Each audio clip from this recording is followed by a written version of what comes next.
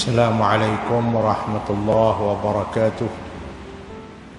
Alhamdulillahi rabbil alamin. Wassalatu wassalamu ala asyrafil mursalin wa ala alihi wa ashabihi ajma'in. Subhanaka la ilma lana illa ma 'allamtana innaka antal alimul hakim. Rabbi shrah li sadri wa yassir li amri wahlul 'uqdatam min lisani yafqahu qawli wa ma taufiqi illa billahi alaihi tawakkaltu wa huwa rabbul 'arsyil 'azim. Yang berbahagia Tuan Imam, barisan ahli jawatan kuasa dan pegawai-pegawai masjid, tuan-tuan dan puan-puan jamaah yang dirahmati Allah sekalian. InsyaAllah pada malam ini kita menyambung lagi bacaan hadis-hadis kita yang kita ambil dan kita baca daripada kitab Riyadhus Salihin karangan Imamun Nawawi dalam jilid yang ketiga ini. InsyaAllah mudah-mudahan Allah beri kepada kita kekuatan untuk kita mempelajari hadis-hadis Nabi sallallahu alaihi wasallam dan beri juga kepada kita taufik dan hidayah untuk kita mengamalkan apa yang kita faham daripada hadis-hadis Nabi ini. Jadi tuan-tuan dan puan-puan sekalian, sebelum pada itu mari kita baca dulu. Saya nak baca dulu satu zikir yang diajar oleh Nabi kepada kita dan kepada Sayyidina Abu Bakar khususnya. Allahumma fatiras samawati wal ardi alimal ghaibi wasyahadati Rabb kulli syai'in wa malikah, ashhadu an la ilaha illa anta, a'udzu bika min syarri nafsi wa syarri syaitan wa syirkihi wa an aqtarifa su'an ala nafsi aw ajurrahu ila muslimin. Allahumma fatiras samawati wal ardi alimal ghaibi wasyahadati rabb kulli syai'in wa malikah, ashhadu an la ilaha illa anta, a'udzu bika min syarri nafsi wa syarri syaitani wa syirkihi wa an aqtarifa su'an ala nafsi aw ajurrahu ila muslimin. Alhamdulillah, mudah-mudahan Allah terimalah segala zikir dan doa yang kita panjatkan kepada Allah Subhanahu wa taala. Tuan-tuan dan puan-puan, kita sudah berada di separuh akhir bulan Sya'ban dan kita akan bertemu pada bulan Ramadan tak lama lagi, dan kuliah kita pada waktu malam khususnya di Masjid Bukhari ini kita terpaksa tunda dan tangguhlah pada bulan 4 ini kerana bulan 4 ni kena bulan puasa. InsyaAllah kita tundalah, kita cutilah untuk kuliah malam. Adapun kuliah siang kita tak cuti, sebab siang kita memang pun kita dituntut banyak buat ibadat, ngaji dan sebagainya. Tapi di waktu malam kita nak buat ibadat, sembahyang tarawih dan sebagainya. Jadi hak siang kita tak cuti, kita cuti yang malam saja insya-Allah. Hadis kita pada malam ini iaitu hadis ke-95. Tu yang sana.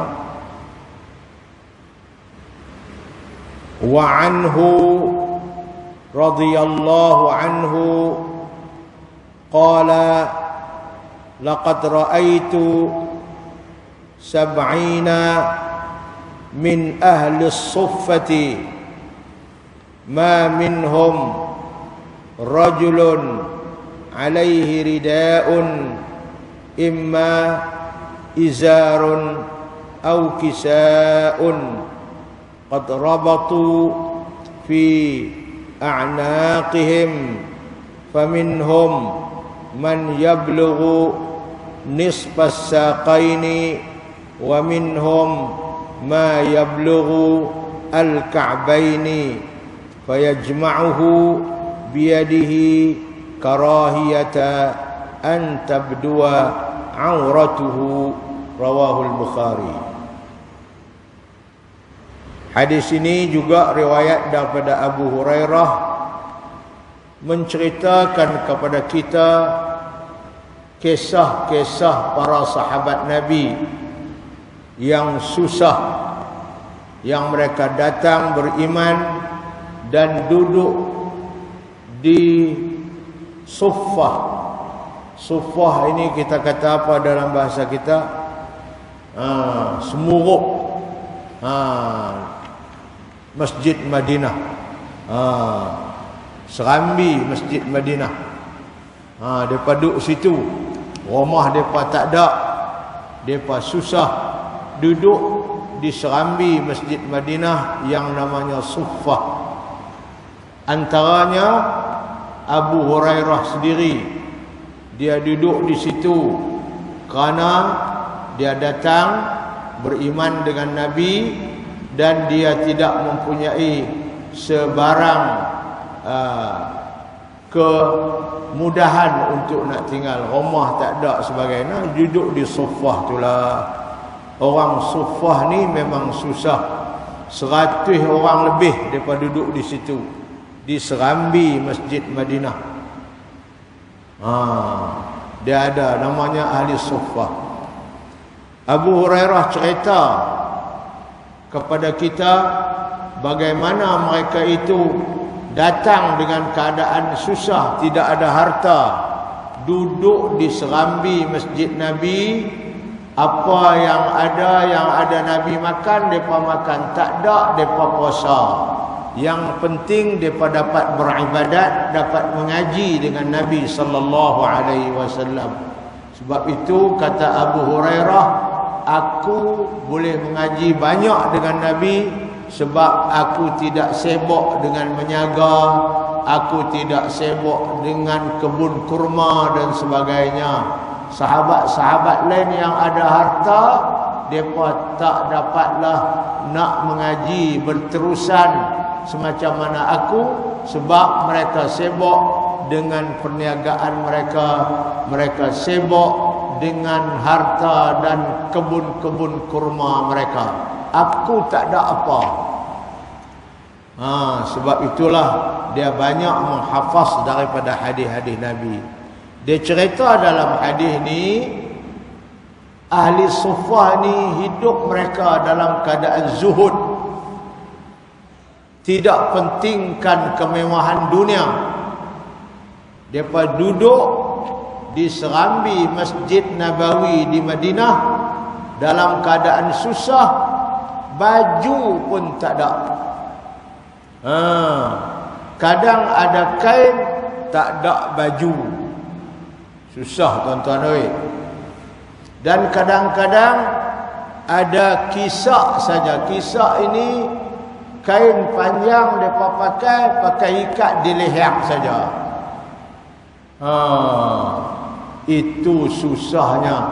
Ramai kata Abu Hurairah, aku tengok depa ahli suffah tu lebih kurang 70 orang yang baju pun tak ada, kadang ada kain tak ada baju, ada baju tak ada kain. Itu nak cerita kat kita bahawa ahli suffah ini susah. Mereka tak mentingkan keduniaan sangat.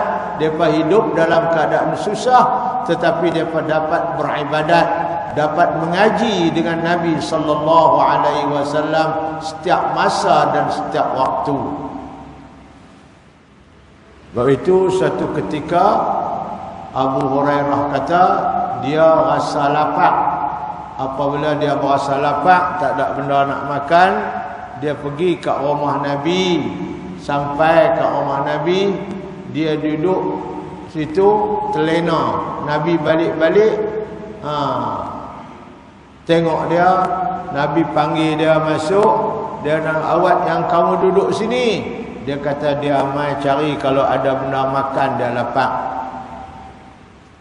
Nabi kata tak apa, insya-Allah aku nanti nak tengok salat dalam. Nabi masuklah rumah, dia bagi salam. Isteri Nabi bagi tahu bahawa ada satu bangkuk bekas yang orang bagi macam kanji lah kot, kepada Nabi sallallahu alaihi wasallam, orang hadiah kat Nabi. Nabi pegang tu, Nabi tengok, Nabi kata, Abu Hurairah, ya, ni ada benda makan, bolehlah makan, ada orang bagi kat aku, insya-Allah kamu boleh makan. Cuma minta pergi panggil kawan-kawan kamu yang duduk di serami Mekah tu. Mereka pun lapar juga, panggil mereka mai makan. Ni hadis riwayat Imam Muslim. Apabila dia pergi panggil, puak-puak tu pun mai lah, nak jamu, lapar duduk serami Mekah. Mai-mai, Nabi bagi bangkuk tu. Nabi kata, Abu Hurairah, ambil bangkuk ni, pergi bagi mereka makan. La ilaha illallah. Dia ingat kot dia boleh makan dulu, dia pun lapar tak sangka. Tapi Nabi suruh dia pergi bagi depa makan. Dia pun dah Nabi suruh, dia pergi bagi depa seorang makan. Tak habis. Itu berkatnya. Walaupun sebangkuk ya. Makan sampai kenyang, apa semua tak habis.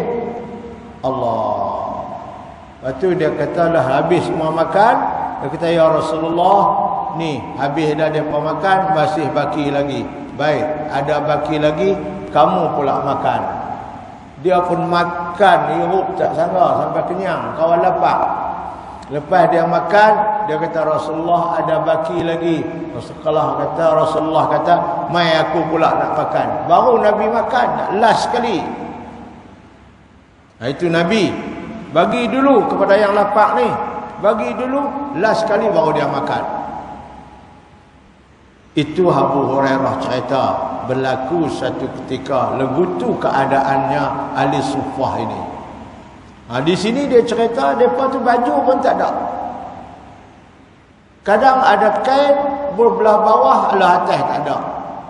Kadang ada baju tu pakai kain, baju labuh, ikat di leher ni, sekali dengan baju, sekali dengan kain bahat tu lah. Allah, susahnya. Laqad ra'aitu sab'ina min ahli suffah, kata Abu Hurairah, sungguhnya aku melihat lebih kurang 70 orang daripada ahli suffah, ahli serambi masjid Nabi itu.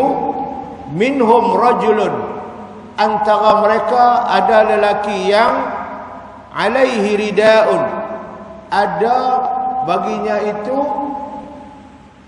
pakaian yang tutup belah atas, rida, tutup belah rida, imma izarun wa imma kisa, imma kain hak belah bawah, atau kisa ataupun baju. Hak tu saja ada, imma kain, imma baju.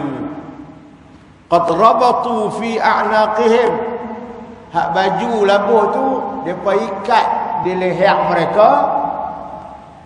Faminhum, antaranya kain labuh itu ma yablughu nisfas saqain, labuh dia sampai setakat takat setengah betih saja, takat tu aja kain. Ikat di sini, lepas pi takat betih saja. Wa minha ma yablughul ka'bain, ada juga yang sampai ke buku lali. Fayajma'uhu biyadihi, maka dia impun kain itu dengan tangannya kawan tu. Karahiyata an tabdu auratuh, dia takut nampak aurat. Pakai dengan kain dilihat ni lepas tu pegang, centum dengan tangan supaya jangan nampak aurat. Begitulah tuan-tuan susahnya mereka, tetapi hidup mereka walaupun dalam keadaan begitu tidak mengurangkan mereka daripada melakukan ibadat dan mengaji kepada Nabi sallallahu alaihi wasallam. Ini cerita orang susah. Kita lah ni tak ada lah sampai tu. Kain sampai tak habis pakai, baju pun tak habis pakai. Tak ada daripada kita, seorang kita ni pakaian ada 5 leh, tak ada 10 ke atas. Senang. Tapi cuba cek tengok ibadat kita lagu mana. Cuba cek tengok mengaji kita lagu mana. Tak sama dengan depa. Daripada Abu Hurairah radhiyallahu anhu katanya, sesungguhnya aku telah melihat 70 orang dari ahli suffah, yaitu serambi masjid Rasulullah. Tidak ada seorang pun daripada mereka yang memakai pakaian yang menutup badan sebelah atas. Tak ada. Ada yang memakai kain yang menutup badan sebelah bawah, dan ada pula yang memakai pakaian yang hanya diikatkan pada tengkuk mereka. Baju tak ada.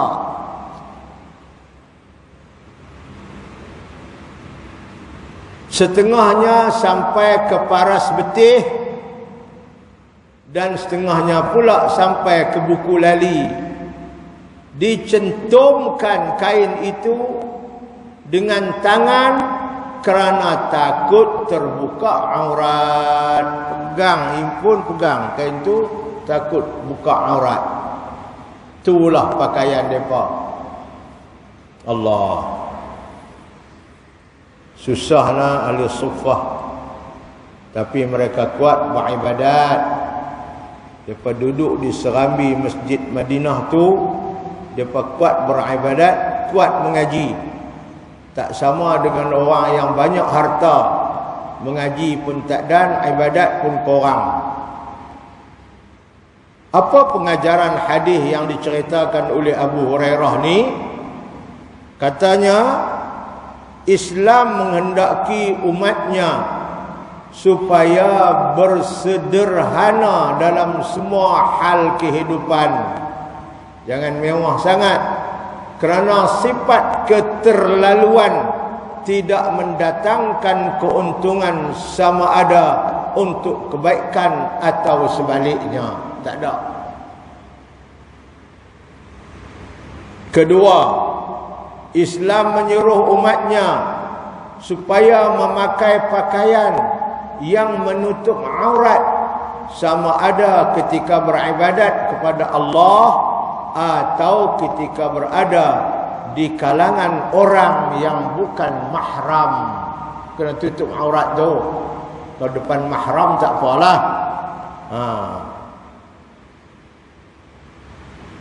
Islam mengingatkan umatnya supaya tidak bermegah-megah dengan harta benda yang diperolehinya, kerana ia tidak menjamin kebahagiaan di akhirat. Nak jamin kebahagiaan akhirat bukan kerana harta. Nak berjamin kebahagiaan akhirat adalah kerana amalan kita. Kalau harta itu kita amalkan dengan amalan yang baik, kita bersedekah dan sebagainya, insya-Allah bahagialah kita di akhirat kelak dengan amalan yang kita lakukan melalui harta kita. Kalau harta saja kita tak beramal, kita tak buat kebajikan, dia tidak menjamin kebahagiaan kepada kita. Keempat, setiap orang dikehendaki bersabar pada masa ditimpa kesusahan. Ni macam ahli sufah ni, depa sabar sampai baju nak pakai belah atas pun tak ada. Tapi depa sabar. Yang kelima, hadis ini menunjukkan kezuhudan dan kepayahan para sahabat. Kita tengok susah sungguh depa ni. Sebahagian daripada mereka fakir dan miskin, tidak tempat tinggal dan tidak ada pakaian yang sempurna, hanya makan jika diberi makanan. Makan pun kena orang bagi. Namun jua mereka kaya, harapan mereka besar, iaitu untuk berjihad di jalan Allah.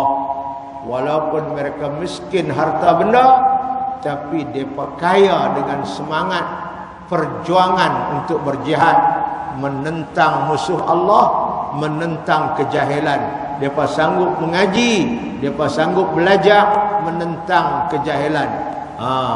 Jadi dari segi harta saja mereka miskin, tapi dari segi semangat, dari segi azam, niat mereka kaya.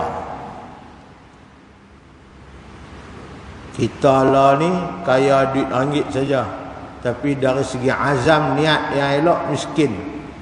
Mereka tak. Sebab itulah mereka disifatkan oleh Nabi sallallahu alaihi wasallam sebagai orang-orang yang bahagia hidup mereka. Walaupun harta mereka sedikit, tapi mereka bahagia hidup di dunia karena mereka dapat peluang untuk mengerjakan ibadat dan peluang untuk belajar ilmu. Hadis yang kedua, wa anhu qala Rasulullah sallallahu alaihi wasallam, ad-dunya sijnul mu'min wa jannatul kafiri. Allah, riwayat hadis Muslim. Ini Abu Hurairah juga riwayat. Nabi bersabda bahawa dunia ini, Nabi kata, ibaratnya seperti penjara kepada orang mukmin. Orang mukmin yang hidup di dunia ni, penjara ini ibarat atau dibandingkan oleh Nabi seperti penjara dunia ni. Pasal apa dinamakan penjara? Sebab kita hidup di dunia ini tak boleh bebas. Macam mana orang yang duduk dalam penjara tak boleh bebas, maka kita hidup di dunia pun tak boleh bebas lah. Sebab ada pantang larang. Hak ni boleh buat, hak ni tak boleh buat, hak ni kena buat, hak tu itu pantang larang agama apabila kita hidup di dunia. Sebab di dunia ini tempat kita nak beramal. Sebab itu Nabi ibaratkan dunia bagi orang mukmin seperti penjara. Dia tak boleh bebas hidup di dunia ni. Tetapi bagi orang kafir, dunia ini sebagai syurga untuk dia. Apa pun dia boleh buat, bebas. Pasal dia kafir, tidak ada larangan. Tapi dia hidup di dunia ini, tuan-tuan, macam hidup dalam syurga, tapi tak sama dengan syurga yang Allah sediakan kepada orang mukmin di akhirat kelak. Kita hidup di dunia ini sementara sahaja, walaupun ibaratnya seperti penjara, seperti jail untuk kita, tapi tak apa, kita hidup tak lama. Lepas itu kita akan pergi ke akhirat dan Allah akan beri syurga di akhirat. Kita bebas. Di akhirat tak ada buat ibadat dah. Di akhirat tidak ada halal haram dah, semua halal. Bebas. Jadi cuba tanya diri kita. Kita mau duduk di dunia ni bebas ke? Kita mau duduk di akhirat bebas? Duduk di dunia ini kita bukan tak boleh buat, tapi ibaratnya macam duduk dalam penjara, dalam jail lah. Hak tu boleh buat, hak ni tak boleh buat. Itu hukum hakam agama. Sebab itu takwa tu ada yang kena buat, ada yang tak boleh buat. Itulah takwa. Takwa itulah nilai hidup kita seorang Muslim di dunia ni. Ni Nabi sebut ni, Abu Hurairah kata, dunia itu umpama penjara kepada orang mukmin, sebab dia tak boleh bebas di dunia ni. Ada benda yang dia tak boleh buat. Tetapi dunia itu ibarat sebagai syurga kepada orang yang kafir. Dia boleh buat apa yang dia nak buat di dunia ni.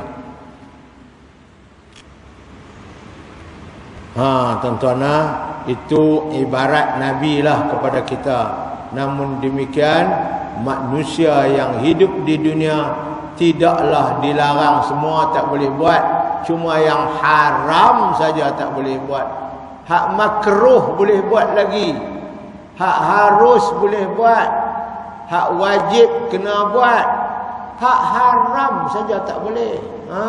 Kita ada wajib, ada haram, ada makruh, ada sunat. Semua ni hukum ada 5. Wajib, haram, wajib, ada sunat, ada makruh, ada harus, ada 5. Satu aja yang tak boleh kita buat, hak haram saja. Orang Islam di dunia ni yang tak boleh buat hak haram. Hak sunat elok buat, hak wajib kena buat. Hak harus boleh buat, hak makruh boleh buat lagi. Bukanlah kata semua tak boleh buat.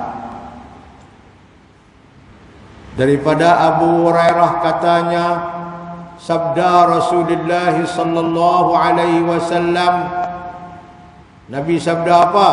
Dunia ini umpama penjara bagi orang mukmin, dan dunia ini adalah syurga bagi orang kafir. Islam mengingatkan umatnya supaya jangan terpedaya dengan kemewahan dunia, kerana ia tidak pasti memberi kebahagiaan di akhirat kelak. Kemewahan dunia ni tak mesti bagi kita bahagia di akhirat kelak. Kalau kena buat, insya-Allah. Tapi kalau tak kena buat, habis. Tapi tuan-tuan, kata hidup dunia ni sampai bila tak puas, tuan-tuan? Sampai bila tak pernah puas kalau kita nak ikut. Sebab itu kepuasan bukan ada di dunia. Orang ada duit ribu-ribu, duk tak puas situ. Ada ratus-ratus ribu, duk berasa tak ada situ. Itu kata dunia. In u'tiya minha lam yashba'. Kalau diberikan dunia tu banyak mana pun tak kenyang-kenyang, Nabi kata. Sebab itu kita tengok tuan-tuan, kalau orang tu ada duit banyak, dia makan rasuah lagi. Pasal apa? Duit dah tak sama dah. Tapi itulah tuan-tuan, dunia ni tak pernah kenyang. Nabi kata kenyang tak kenyang, nanti tanah masuk dalam mulut baru kenyang kot. Bila? Mati. Lagi tak mati, duk tak pernah kenyang situlah.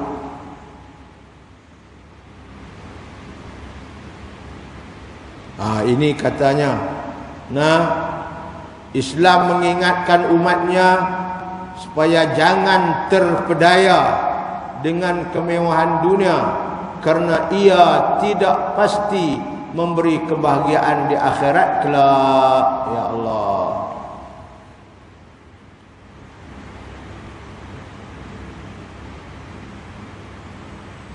Ada seorang hamba Allah hari Jumaat lepas, Masya Allah, saya tak boleh ingat, orang kampung saja, bukan ada gaji, orang kampung saja. Saya tanya duduk mana? Duduk sini-sini, Allah kampung. Duduk buat kerja apa? Buat kerja sendiri, Ustaz. Ada apa ni menjumpa saya ni? Pas sembahyang asar, pas saya mengajar. Dia tarik daripada poket dia satu sampul surat. Dia suar kat saya. Dia kata, Ustaz, ambillah duit ni, buatlah apa-apa pun kebajikan pada bulan puasa ni. Saya ada banyak ni saja nak bagi untuk nak buat bulan puasa. Kalau saya ada banyak, saya bagi banyaklah, tapi banyak ni saja ada, Ustaz. Ambillah dengan ikhlas, buatlah kebajikan. Apa pun, nak jamu orang makan ke, nak buat apa ke, silalah, Ustazlah buat. Saya nak buat ni payah sengit saya. Ustaz, banyak orang murid ada apa semua. Saya kata insya-Allah saya boleh buat. Saya kata baguslah, bulan puasa tak mai, dia buatlah kebajikan. Saya balik rumah pas sembahyang, saya bilang-bilang tengok duit tu ada 2,500 duduk dalam sampul. Orang kampung boleh bagi untuk buat kebajikan 2,500. Kita ni nak bagi RM25 pun belum tentu. Nak bagi 250 pun belum tentu. Dia dengan muka tak kedot pun, tolonglah Ustaz, ambillah, buatlah kebajikan yang ni. Inilah yang saya ada pun 2,500. Allah, saya kata, oi, aku belum tentu boleh buat lagu dia. Allah.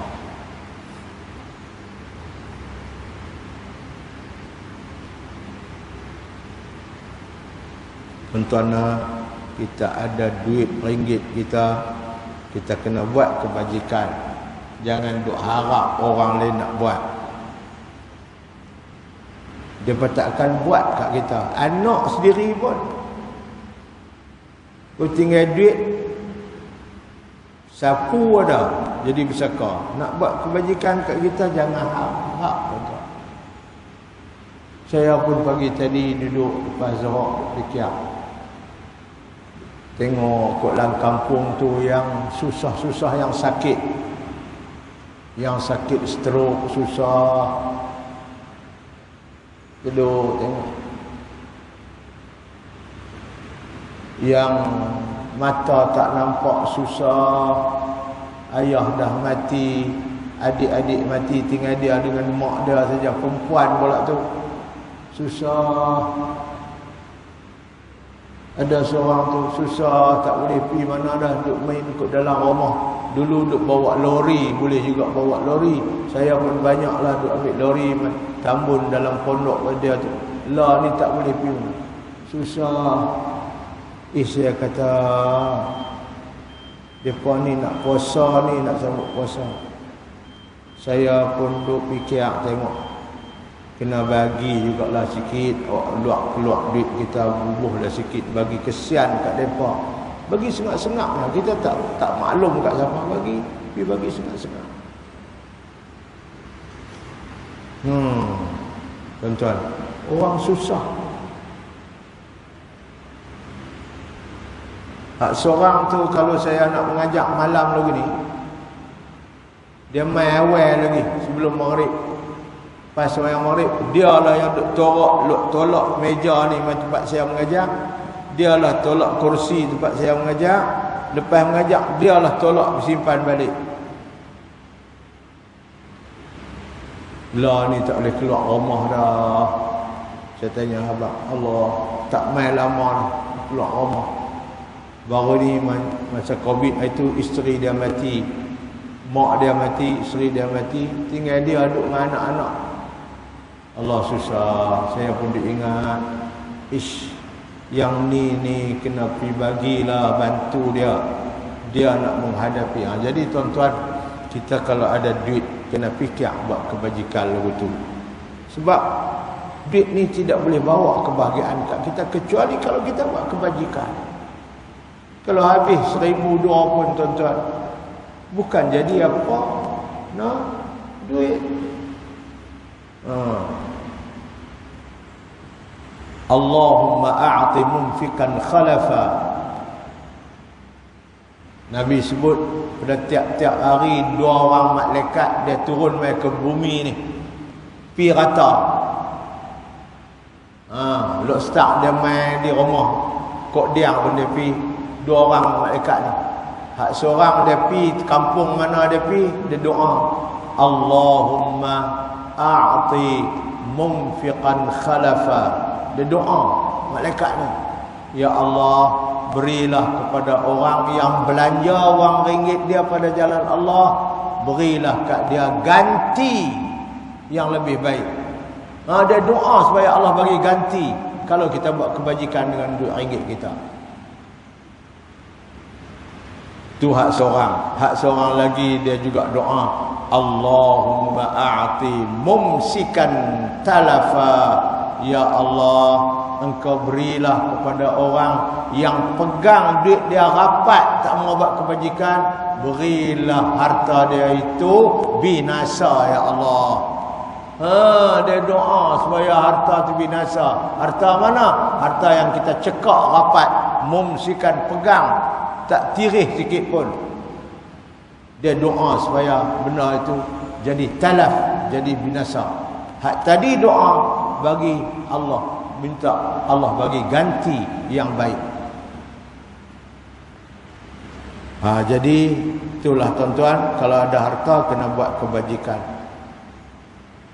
Saya duk fikir kawan tu, tengok Allah, saya pun tak kenal.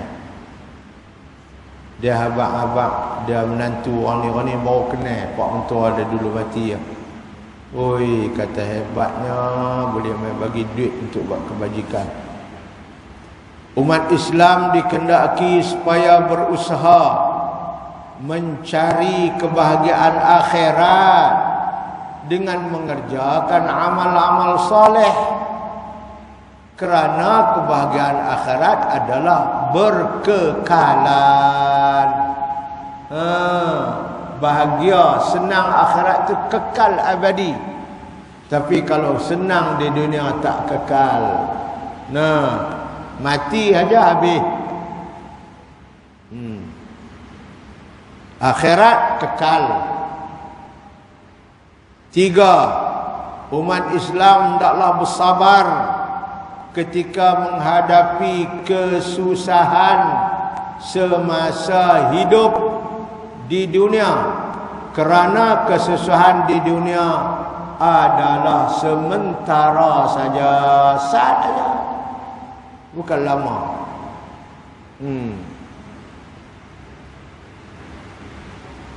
Allah memberi kepada orang-orang kafir nikmat harta benda yang banyak di dunia ini. Orang kafir. Tetapi mereka menderita dengan berbagai-bagai seksaan daripada Allah di akhirat kelak. Akhirat kelak tunggu. Dunia mungkin hang syok, hang bahagia. Akhirat tunggu, azab menunggu kamu. 5, dunia umpama penjara bagi orang yang beriman. Pasal apa? Kerana segala tindakan dan kelakuan. Di situ ada jatuh kalau kitab saya ni. Ha. Kerana segala tindakan dan kelakuan mereka bebas melakukan menurut hawa nafsu. Tak betul itu. Dunia umpama penjara bagi orang beriman, kerana segala tindakan dan kelakuan mereka bebas melakukannya menurut hawa nafsu. Bukan. Tak betul itu. Orang beriman apa lagu tu? Di situ ada jatuh. Orang yang ada kitab tolong perbetul. Hak betulnya lagu mana? Kerana segala tindakan dan kelakuan, lepas tu benda yang jatuh, tidak bebas mereka lakukan. Tidak bebas mereka lakukan. Sedangkan orang kafir, mereka bebas melakukan menurut hawa nafsu dan keinginan mereka. Ada benda jatuh tu. Lepas kelakuan tu ada benda jatuh. Hak jatuhnya tidak bebas mereka lakukan. Sedangkan orang kafir, mereka bebas melakukan menurut hawa nafsu. Nah, saya baca sekali lagi. Saya duk rojok tengok. Dunia umpama penjara bagi orang yang beriman. Pasal apa? Kerana segala tindakan dan kelakuan tidak bebas mereka melakukan. Itulah sebagai penjara. Sedangkan orang kafir, mereka bebas melakukan menurut hawa nafsu. Tu celah kelakuan dengan mereka tu, hak luruh tu banyak juga. Dan kelakuan tidak bebas mereka lakukan. Sedangkan orang kafir, sambung balik, mereka bebas melakukan menurut hawa nafsu dan keinginan mereka, tidak terikat dengan hukum Allah Subhanahu wa taala. Kerana itu dunia ini umpama syurga bagi mereka, walaupun mereka hidup merempat. Ni tuan-tuan, kitab ni pun kena baca juga, tidak?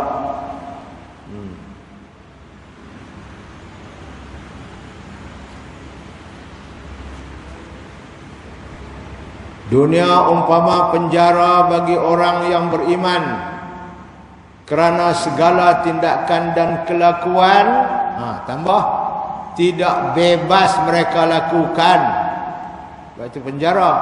Sedangkan orang kafir, mereka bebas melakukan menurut hawa nafsu dan keinginan mereka, tidak terikat dengan hukum Allah Subhanahu wa taala. Kerana itu dunia ini umpama syurga bagi mereka, walaupun mereka hidup merempat, walaupun hidup susah, tapi dunia bagi mereka ibarat sebagai syurga. Sebab mereka bebas boleh buat apa saja. Nak makan apa bebas, nak minum apa bebas, nak buat kerja apa bebas. Syurga lah bagi mereka. Tapi kita orang Islam adalah ibarat sebagai penjara, sebab kita tak bebas melakukan apa saja yang kita nak di dunia ini. Kita mesti ikut arahan Allah dan Rasul. Keenam, hadis ini menggalakkan orang beriman supaya tidak memberi keutamaan kepada dunia. Orang beriman ni malah hendaklah membuat persiapan yang cukup untuk akhirat dan untuk menemui Allah Subhanahu wa taala. Sesiapa yang suka bertemu Allah, Allah suka bertemunya.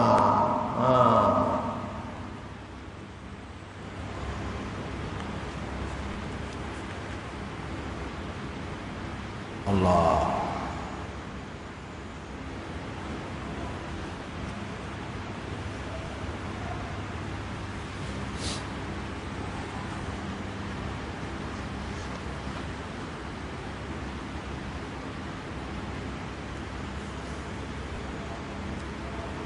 Wa 'an Ibnu Umar radhiyallahu anhuma qala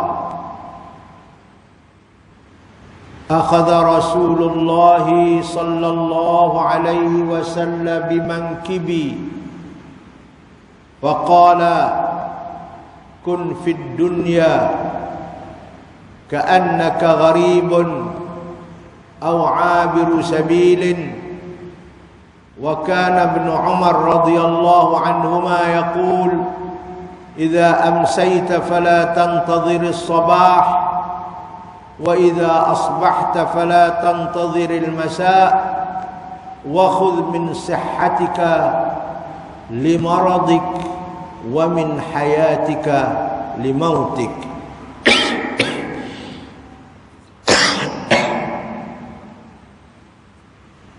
Ni Abdullah bin Umar pula cerita. Cerita apa? Cerita Nabi pesan kat dia. Satu hari katanya Nabi pegang bau aku, Nabi peluk aku, tarik bau aku. Nanda yang Nabi ni sayang kepada Abdullah bin Umar ni. Nabi pegang bau dia. Sambil pegang, sambil berjalan, Nabi kata kat dia, kun fid dunya ka'annaka gharibun. Hai Abdullah, jadikanlah diri kamu di dunia ini seperti orang yang pengembara, orang yang perantau, pengembara.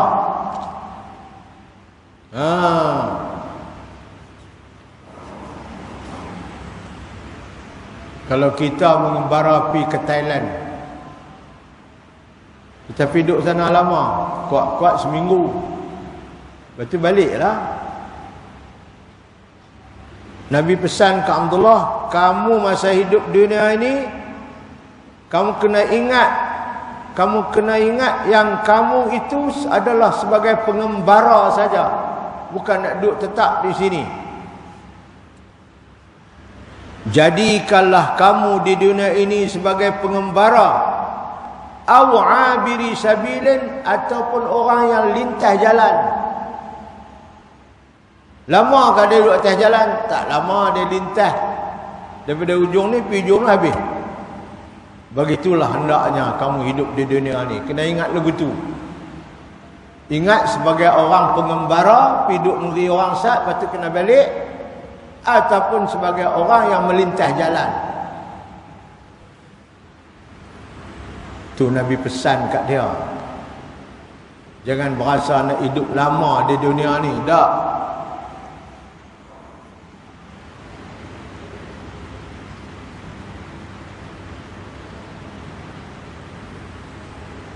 Saya pergi ziarah hari Jumaat itu, ada seorang meninggal, anak murid ayah saya.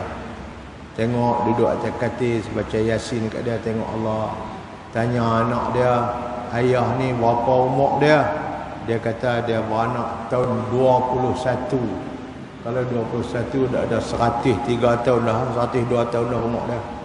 Allah. Tapi Masya Allah, dia mati dengan elok. Tu lama tak sangka dah tuan-tuan. 100 tahun ni. Allah.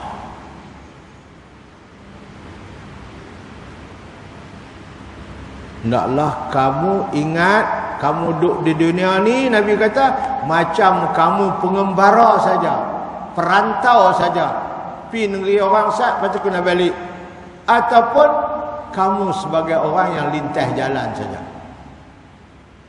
Wa kana Ibnu Umar radhiyallahu anhu, dan Abdullah bin Umar ni, dia selalu, dia duk pesan, yaqulu, dia berkata, idza amsayta, kawan rakan muslimin sekalian, apabila kamu berada di waktu petang, fala tantadhirus sabah, kamu jangan tunggu nak sampai pagi esok.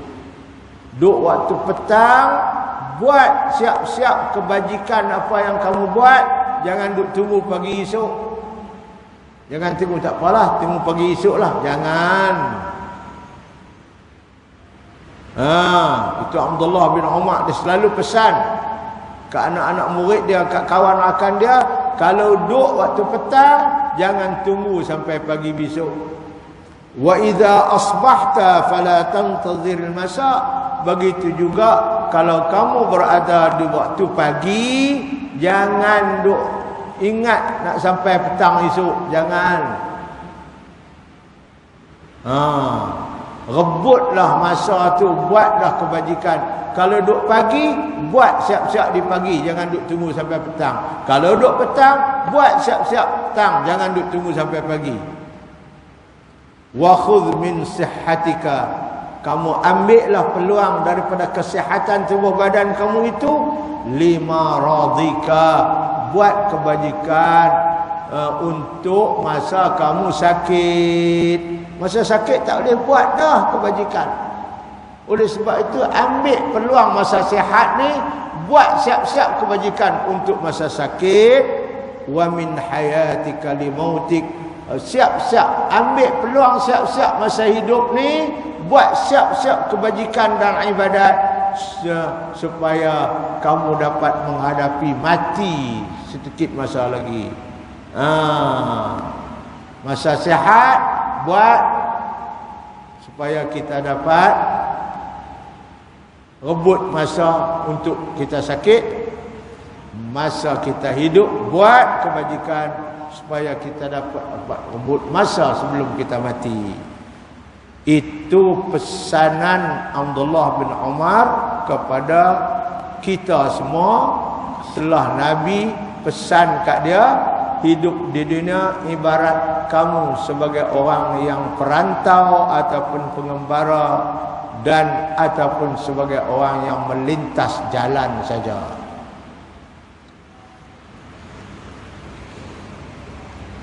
Qalu fi syarhi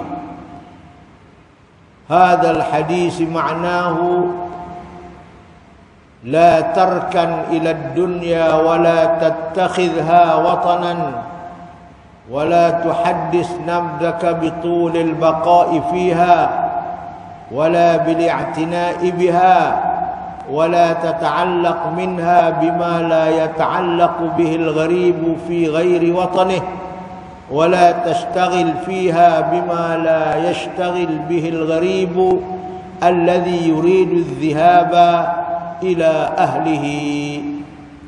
Itu ulama syarah hadis tadi ni.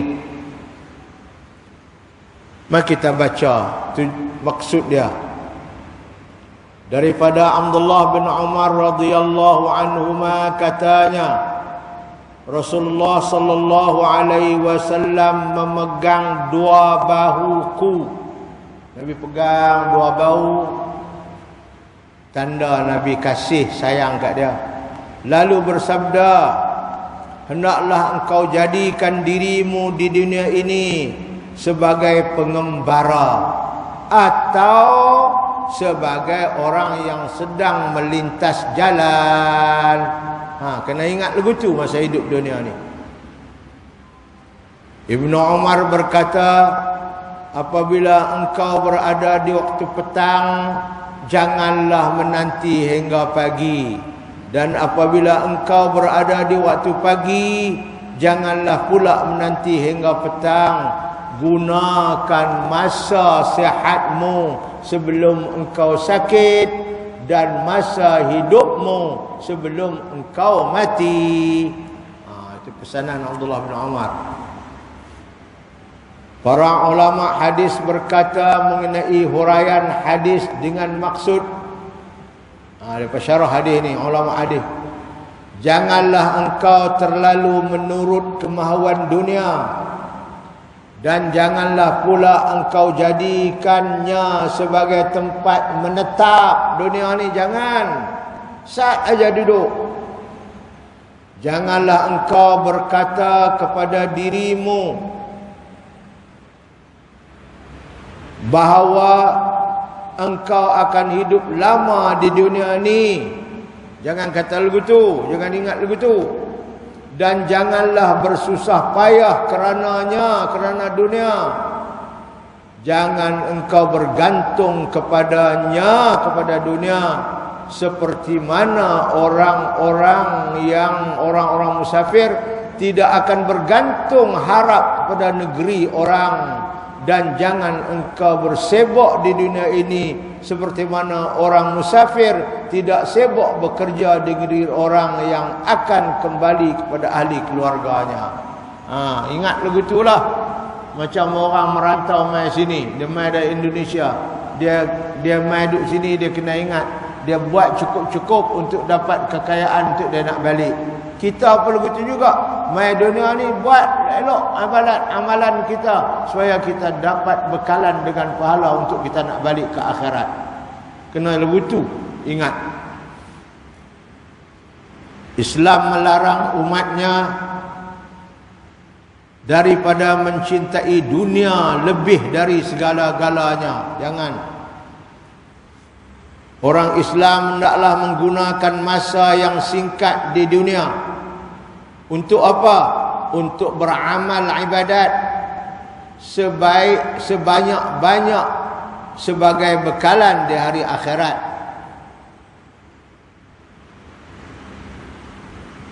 Bertangguh adalah satu sifat buruk. Duk masa siang, masa pagi duk tangguh nak buat petang saat ni. Petang saat ni duk tangguh nak buat pagi besok. Jangan. Bertangguh adalah satu sifat buruk yang dibenci oleh Islam. Kerana itu orang Islam dilarang bertangguh untuk melakukan suatu kebaikan. Tak boleh bertangguh. Kerana masa dan peluang untuk melakukannya adalah terbatas, singkat sangat. Islam menghendaki umatnya supaya sentiasa beringat dan berwaspada di dalam kehidupan hariannya, kerana sifat cuai dan lalai akan diakhiri dengan penyesalan dan kerugian. Dia buat cuai, dia buat lalai, akhirnya rugi. Rasulullah sallallahu alaihi wasallam memegang bahu Ibnu Umar radhiyallahu anhuma, menunjukkan dia sayang kepadanya. Tu yang Nabi pegang bahu tu. Dan untuk menarik perhatiannya supaya mendengar apa yang akan disampaikan, disabdakan. Nabi pegang lagu tu supaya dia ni tengok, dengar elok hak Nabi nak sampai kat dia apa dia.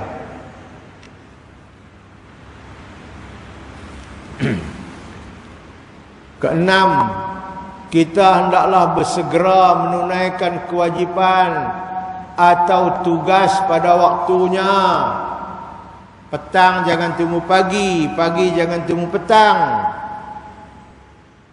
7, kita digalakkan mengambil peluang meningkatkan ibadat dan taat serta tidak berlengah-lengah. Dan akhir sekali yang ke-8, orang yang beriman sepatutnya tidak panjang angan-angan supaya terhindar daripada